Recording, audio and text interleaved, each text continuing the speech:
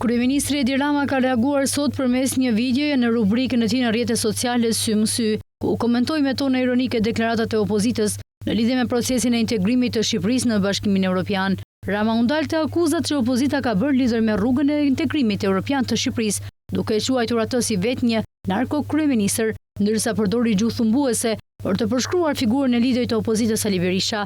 Ai theksoi se ndodhej rrugës për në Luksemburg, ku do të hapet grup kapitulli i radhës i negociatave me BE-n, duke cilësuar këtë si një tjetër dëshmi kokfort që Shqipëria është në rrugën drejt antarësimit. I than kua të kënetës, nuk ka më hapi kapitush, iku kjo punë, e blokoj BE-ja narkoshtetin, se vetë bufi shkoj në Europë bashkë me Qirje Dulen dhe as dark më nuk i dhanë narko-kryeministrit. Ja ku jam, rrugës nga Brukseli në Luksemburg, ku sot pas dite hapet grup kapitulli i 3 i negociatave me Bashkimin Evropian. Si një tjetër dëshmi kokfort se ne po ecim pa u ndalur në rrugën drejt majës së Shqipërisë 2030, zonjë në sallonin kryesor të Bashkimit Evropian. Ky i sotmi është një tjetër stacion që konfirmon se vetëm ne e dim këtë rrugë.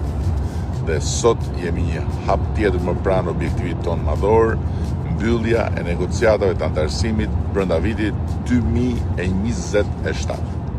Ky është një objektiv super ambicios, por plotësisht i arritshëm vetëm nëse qëndrojmë bashkë pa humbur as një minutë, lidhur dorë për dorë dhe vazhdojmë me të njëjtin përkushtim, seriozitet dhe unitet kombëtar në këtë rrugtim historik. Rama nuk ka kursyer edhe amerikanin Las Civita, të cilin e ka quajtur me ironi si Latifi, që sipas tij e ka kuptuar se do të votohet PS-ja, duke vendosur përbri dhe flamurin e Shqipërisë dhe ato të BE-s.